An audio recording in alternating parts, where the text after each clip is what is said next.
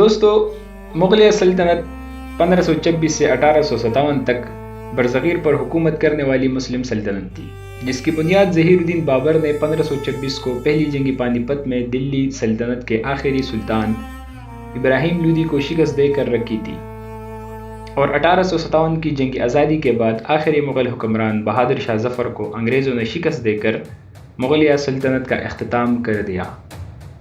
تقریباً 23 سالہ دور حکومت میں 19 مغل حکمران تخت نشین ہوئے، اور مغل سلطنت اپنی عروج میں تقریباً پورے برصغیر پر حکومت کرتی رہی، جس میں موجودہ دور کے افغانستان، پاکستان، بھارت اور بنگلہ دیش کے ممالک شامل ہیں۔ دوستو، اس سیریز میں ہم آپ کو مغل امپائر کا عروج و زوال کی مکمل تاریخ اور تمام مغل حکمرانوں کا مکمل حالات زندگی بیان کریں گے۔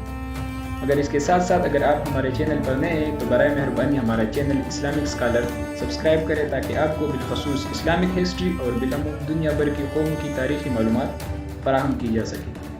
دوستو، ظہیر الدین بابر مغل سلطنت کا بانی تھا، جس نے 1526 سے لے کر 1530 تک پورے ہندوستان پر حکمرانی کی۔ وہ امیر تیمور کی 5ویں نسل میں سے تھا۔ 14 فروری 1483 کو ریاست فرغانہ کے دارالحکومت اندریجن میں پیدا ہوا۔ بابر کی والدہ فتلوج نگار خانم چنگیز خان کی نسل سے تھی، اور یوں بابر کی رگوں میں دو بڑے فاتحین امیر تیمور اور چنگیز خان کا خون شامل تھا۔ بابر کا باپ امیر شیخ مرزا ریاست فرغانہ کا حاکم تھا۔ دوستو، بابر کا اصل نام ظہیر الدین محمد تھا، لیکن اس کی والدہ اسے پیار سے بابر بلاتی تھی۔ بابر ترکی زبان کا لفظ ہے جس کی معنی ہے شعر۔ جب بابر 12 برس کا تھا تو اس کے والد کا انتقال ہو گیا، جس کی وجہ سے چچا اور ماموں نے شورش برپا کر دی۔ بابر کبھی تخت پر قابض ہوتا تو کبھی جنگلوں میں بھاگ جاتا۔ آخرکار 1504 میں بابر دلخ اور کابل کا حاکم بنا اور مختلف علاقوں کو فتح کرتا ہوا ہندوستان پہنچا۔ دوستو، بابر نے 1524 میں دلی سلطنت کے حاکم ابراہیم لودھی کے خلاف مشہور زمانہ پانی پت کی جنگ لڑی۔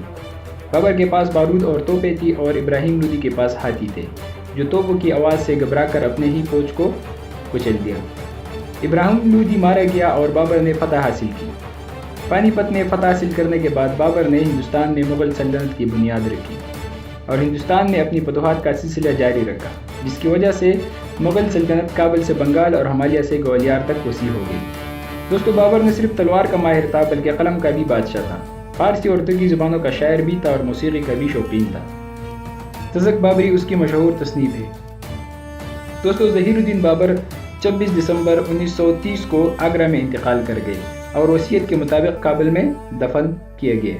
بابر کے موت کے مطابق اس کی بیٹی گلبدن بانو اپنی کتاب ہمایوں نامہ میں لکھتی ہے کہ اس کا بھائی ہمایوں شدید بیمار تھا۔ بابر نے اپنے لخت جگر کی چارپائی کے گرد چکر لگا کر یہ دعا کی کہ اے میرے پروردگار، میرے بیٹے ہمایوں کی بیماری مجھے لگا دے اور اس کو صحت عطا فرما۔ اس کی دعا قبول ہو گئی، اور یوں ہمایوں ٹھیک ہوتا گیا اور بابر کی حالت خراب ہونا شروع ہو گئی، اور آخرکار انتقال کر گئے۔ دوستو، نیکسٹ ویڈیو میں ہم آپ کو بابر کے بڑے بیٹے شہزادہ نصیر الدین ہمایوں کی حکومت کے بارے میں بات کریں گے۔